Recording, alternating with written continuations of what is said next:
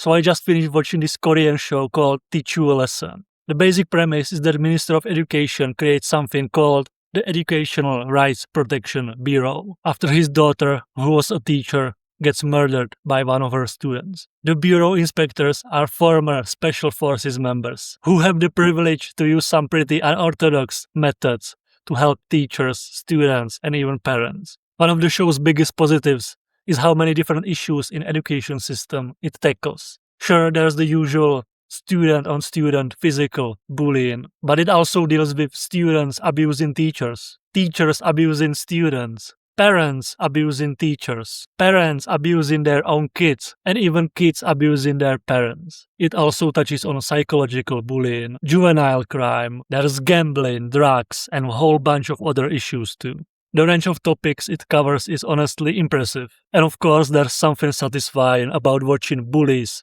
get a taste of their own medicine. It's a Korean show, so some things are over the top. Some characters can be annoying as hell, but this isn't really a review video. The point is that the show got me thinking about my own experiences with the education system, reflecting on what it used to be like and comparing it to what it's become. As a 90s baby, I grew up during that weird in-between period when students were still kind of shit scared of certain teachers because the teachers weren't afraid to yell at us or occasionally get physical to put us in line. And look, obviously I liked the chill, friendly teachers more, and I think most of my classmates did too. The problem is that there's always at least one retard, right? There's always one who sees a nice teacher as an open invitation to act like a complete asshole and ruin things for everyone else. And of course, we had one bully like that in our class. He couldn't count to 5, but he was bigger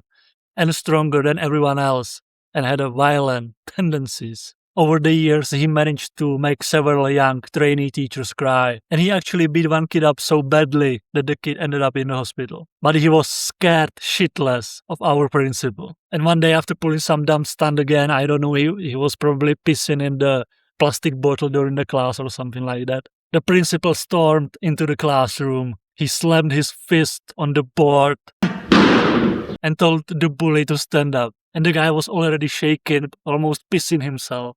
And then the principal walked over and pinned him between his desk and the desk where my friend and I were sitting. And the principal unleashed such a ferocious verbal assault that all of us were scared, even though it had nothing to do with us, right?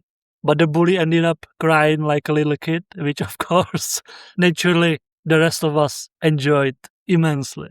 Another time, one of the bully's little sidekick got caught smoking behind the cafeteria. On the way to the principal's office, he got so scared that he puked all over the hallway, right outside the door. You know, the puke covered like half of the corridor. You had to jump over it.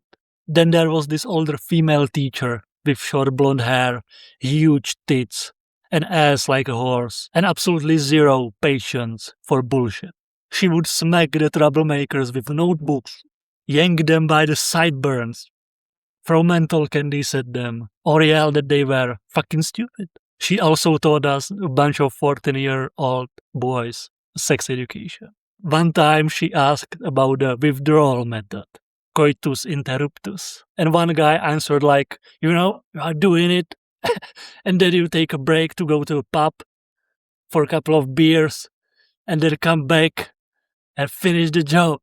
And the teacher, she almost died laughing. And she said she would be telling this story at New Year's parties for the rest of her life. She was tough, but she was fun.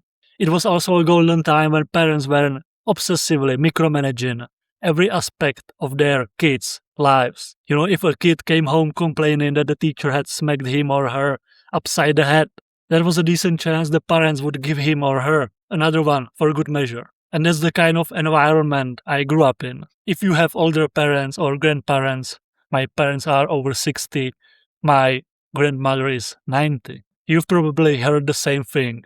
The further back you go, the more respect students tended to have for teachers, and the less teachers tolerated misbehavior. Compared to that, what I see and hear about schools today sounds like complete chaos, a jungle, a post-apocalyptic wasteland.